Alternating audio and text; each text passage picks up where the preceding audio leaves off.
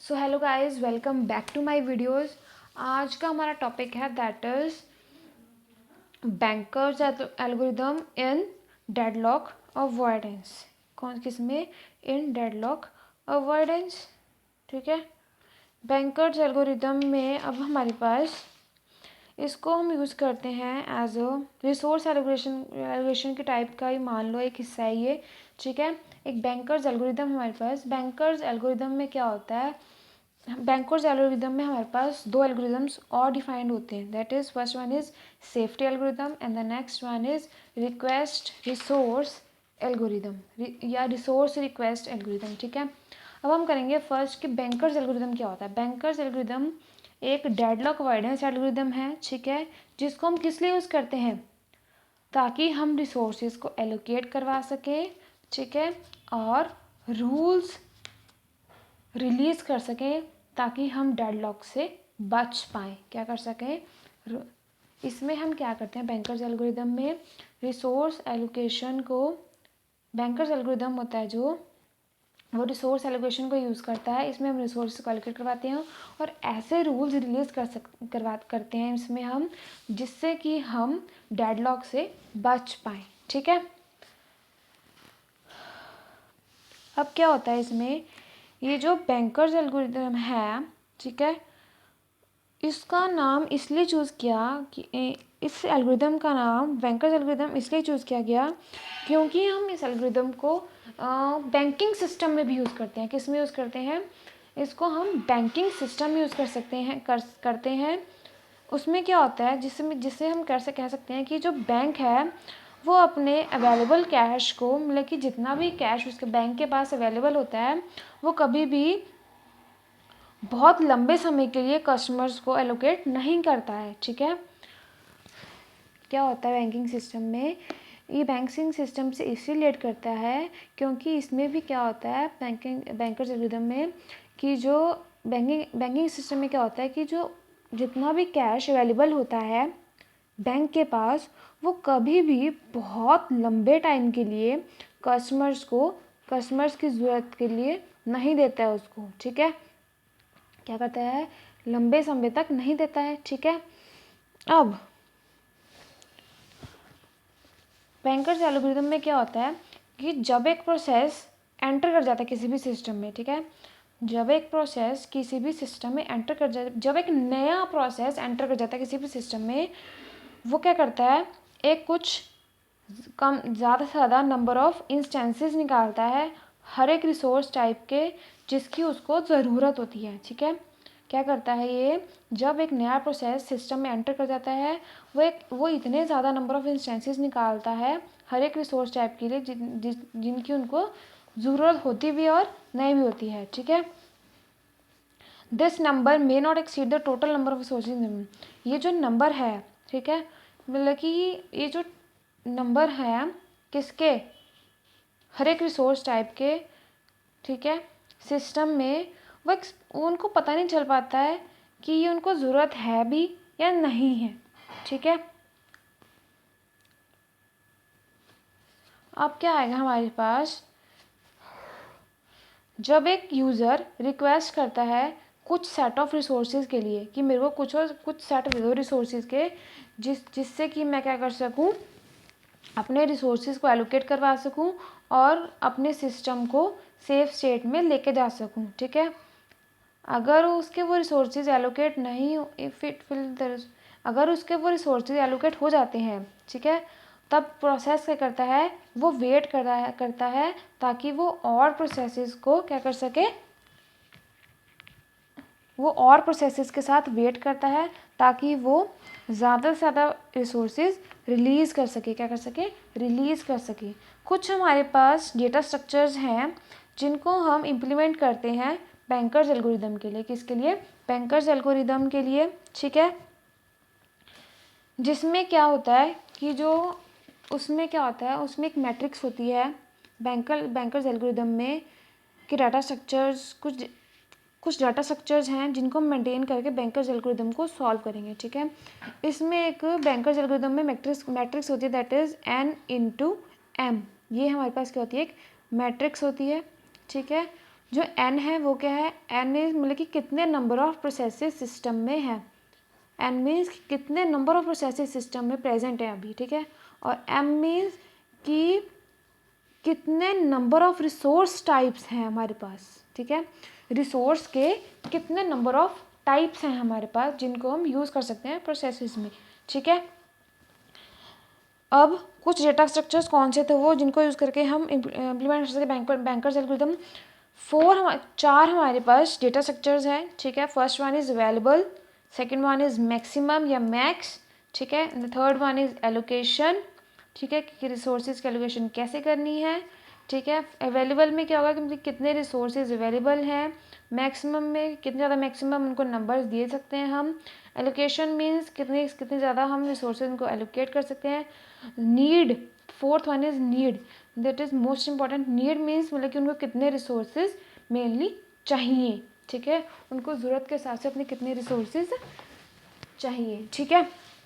अब अवेलेबल में क्या होता है, अवेलेबल में होता है कि अगर अवेलेबल, इसमें क्या होता है कि जो वेक्टर है, ठीक है, इसमें एक वेक्टर होता है जिसकी लेंथ कितनी होती है m, ठीक है, जिसकी लेंथ कितनी होती है m, और वो जो m लेंथ है वो इंडिकेट करती है कि इसमें कितने नंबर ऑफ रिसोर्सेज अवेलेबल हैं हर एक टाइप के। वो मैंने बताया, ये नाम से पता लग रहा है अवेलेबल में क्या होता है।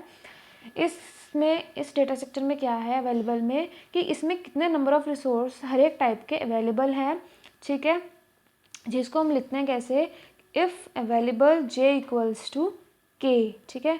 k क्या है हमारे पास कि कितने टाइप्स रिसोर्सेज की हमारे पास, कि कितने रिसोर्स टाइप के कितने इंस्टेंसेस हमारे पास अवेलेबल हैं, ठीक है। And the second one is max.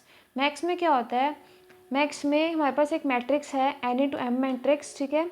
वो इंडिकेट करती है कि हमारे पास हर एक प्रोसेस में कितनी डिमांड है, ठीक है, रिसोर्सेज की कितनी डिमांड है, ठीक है।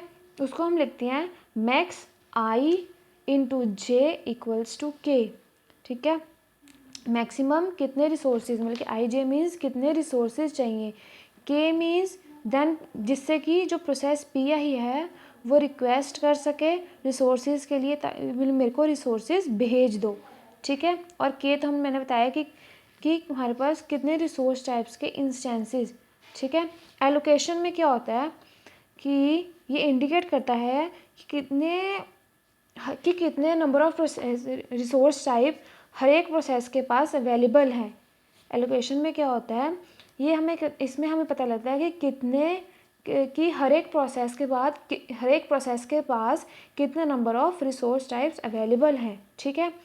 इसको हम लिखते हैं एलोकेशन i/j, एलोकेशन रिसोर्सेज की इक्वल है इंस्टेंसेस ऑफ रिसोर्स टाइप के, ठीक है, कि करंटली कितने उसको प्रोसेसेस अवेलेबल किए गए हैं, ठीक है। अब फोर्थ वन आता है दैट इज़ नीड। नीड में क्या होता है, नीड मीन्स ज़रूरत, ठीक है। इसमें क्या होता है कि कितने बच गए रिसोर्सेज जिनकी हर एक प्रोसेस को अभी भी ज़रूरत है, ठीक है। इसको कैसे लिखते हैं हम, need of resources equals to instances of K means instances of resource type, then process P I may need K more instances of, जिसमें के मीन्स जिसमें पता लगता है कि जो प्रोसेसेस है उनको के नंबर ऑफ मोर इंस्टेंसेस चाहिए हर एक रिसोर्स टाइप के, ताकि वो अपना टास्क क्या कर सकें, कंप्लीट कर सकें, ठीक है। नोट आई जे है जो वो नीड है, I J need equals max I J minus allocation of I J, ठीक है। जो नीड आई जे होती है वो नीड आई जे होती है वो इक्वल होती है max of I J, I in max of resources, maximum कितने रिसोर्सेज, और maximum resources minus allocation of resources. Need of resources equals to maximum resources minus allocation resources, ठीक है। ये जो डेटा स्ट्रक्चर्स हैं वो वेरी करते हैं over time in both size and value, ठीक है। ये था हमारा कि बैंकर्स एल्गोरिथम क्या होता है। कुछ डेटा स्ट्रक्चर्स है हमारे पास उसमें आए, जिनकी हेल्प से हम बैंकर्स एल्गोरिदम को समझ पाए। अब आता है हमारे पास उसके कुछ दो एल्गोरिदम्स बताए थे मैंने, देखिए 2 एल्गोरिदम्स हैं उसमें डिफाइन होते हैं। First one is safety algorithm, second one is resource request algorithm. अब हम पढ़ेंगे हमारे पास सेफ्टी एल्गोरिदम। सेफ्टी एल्गोरिदम क्या होता है? सेफ्टी एल्गोरिदम ऐसा एल्गोरिदम है जिसको यूज़ करके हम ये पता लगा सकते हैं कि हमारा सिस्टम सेफ स्टेट में है या अनसेफ स्टेट में है। ठीक है, ये नहीं पता लगाना होता कि इसमें हमारा सिस्टम सेफ स्टेट में आना चाहिए, इसमें ये पता लगाना है कि क्या हमारा सिस्टम सेफ स्टेट में है। ठीक है, इसमें क्या होता है, इसमें एक एल्गोरिदम है हमारे पास, ये इसका एल्गोरिदम है। इसका एल्गोरिदम डिफाइन करेंगे हम कि फर्स्ट पॉइंट एल्गोरिदम का वर्क इक्वल्स टू अवेलेबल, कि कितना काम अभी भी अवेलेबल है, और फिनिश कितना काम, कितने रिसोर्सेज फिनिश हो चुके हैं, इक्वल्स टू फॉल्स। ठीक है, let work and finish be vectors of length m and n. जो फिनिश और वर्क हैं वो वेक्टर्स हैं किसके? लेंथ एम एंड एन के। किसके? इसमें हमें इनिशियलाइज करना है कि जो वर्क है वो इक्वल है अवेलेबल के, मतलब कि काम अभी भी अवेलेबल है, और जो finish off I equal finish है, जो रिसोर्सेज की फिनिशिंग है वो इक्वल है फॉल्स के उन नंबर्स के लिए, जैसे कि फिनिश ऑफ रिसोर्सेज फिनिश उनके लिए हुए हैं, मान लो जिनके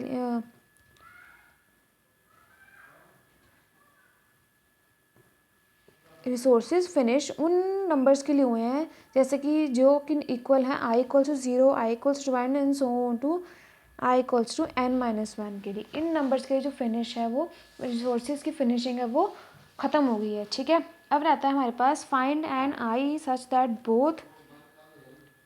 अब हमें क्या करना है, हमें फाइंड करना है आई, हमें सेकंड पॉइंट में हमें आई फाइंड करना है। ठीक है, रिसोर्स फाइंड करना है कि जो फिनिश है वो फिनिशिंग ऑफ रिसोर्सेज है वो डबल इक्वल्स टू फॉल्स है। ठीक है, finish of resources double equals to false है।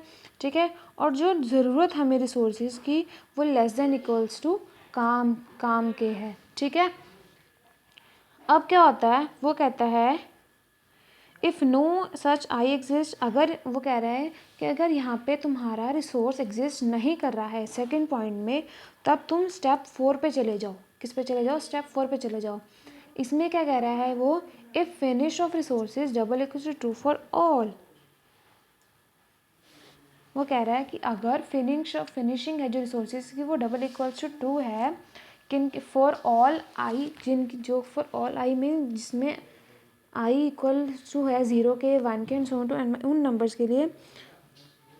ठीक है, तब जो सिस्टम है then the system is in safe state. ठीक है, वो कह रहा है वो इसमें क्या पता लगा हमें कि जो आई यहाँ पे आई की वैल्यू नहीं लिख ली, आई रिसोर्स की वैल्यू नहीं लिखी, इसलिए वो कह रहा है जो रिसोर्सेज की फिनिश है वो ट्रू, मतलब कि सच्ची में रिसोर्सेज ख़त्म हो चुके हैं उन नंबर्स के लिए जिनकी वैल्यू इक्वल है आई इक्वल्स टू 0 के, आई इक्वल्स टू 1 के and so on to I equals to n-1 की। इससे हमें पता लगता है कि जो हमारा सिस्टम है वो सेफ स्टेट में है। ठीक है, अब हमें क्या करना है, अगर हमें हमारे सिस्टम सेफ स्टेट में लेके जाना है तो हमें क्या करना होगा, work equals to work plus allocation, मतलब कि काम प्लस हमने उन रिसोर्सेज को एलोकेट करवा दिया है। ठीक है, जो हमारी फिनिशिंग है रिसोर्सेज की वो ट्रू आ गई है, इक्वल्स टू ट्रू। ठीक है, गो टू स्टेप 2। फिर वो कह रहा है कि स्टेप 2 पे चले जाओ ऐसा हम काम करके। स्टेप 2 में हम चले गए, यहाँ पे हमें क्या हुआ, ये जो एल्गोरिदम है वो रिक्वायर कर रही है ऑर्डर किसका, m/n² का। ठीक है, इससे हमें पता लगा कि जो हमारी स्टेट है वो एक सेफ स्टेट में है। ठीक है, ये था हमारा सेफ्टी एल्गोरिदम। अब आता है हमारे पास resource request algorithm.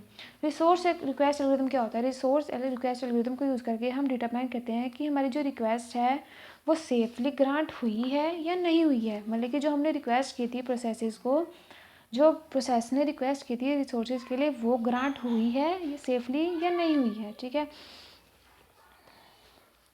Late request with the request vector for process P. मान लो कि कि जो रिक्वेस्ट है वो जो रिक्वेस्ट भेजी थी वो एक रिक्वेस्ट वेक्टर है प्रोसेस पी के लिए।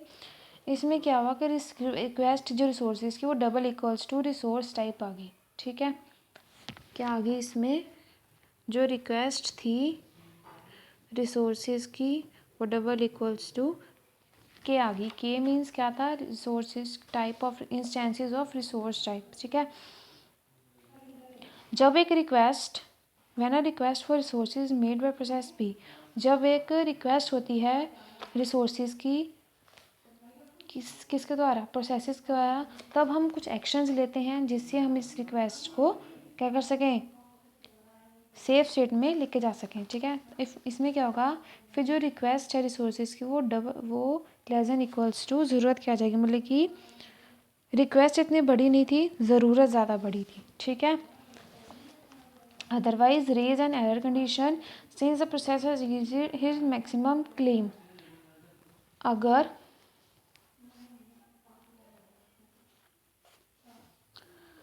रिक्वेस्ट छोटी हुई ज़रूरत से, तब क्या होगा, एक एरर कंडीशन आ जाएगी। ठीक है, जिसमें कि जो प्रोसेसेस हैं वो अपना मैक्सिमम ज़्यादा कम से कम अपना ज़्यादा से ज़्यादा क्लेम मांगेंगी। ठीक है, अगर request less than equals to available आ गई, मतलब कि कितने रिसोर्सेज की उनको रिक्वेस्ट चाहिए है और कितने रिसोर्सेज अवेलेबल हैं। ठीक है, अगर रिक्वेस्ट कम आ गई अवेलेबल से, तब क्या होगा, जो प्रोसेस है वो वेट करेगा जब तक रिसोर्सेज उसको अवेलेबल नहीं होते हैं। ठीक है, फिर क्या आया, तब सिस्टम है जो उनको रिसोर्स एलोकेट कर देगा जिनकी उनको रिक्वेस्ट आई थी, किनको, प्रोसेसेस को। उसको हम लिखेंगे कैसे, अवेलेबल इक्वल्स टू अवेलेबल, मतलब कि अवेलेबल रिसोर्सेज कितने अवेलेबल थे इक्वल्स टू अवेलेबल कितने हमारे पास रिसोर्सेज है माइनस कितने रिसोर्सेज की रिक्वेस्ट आई थी।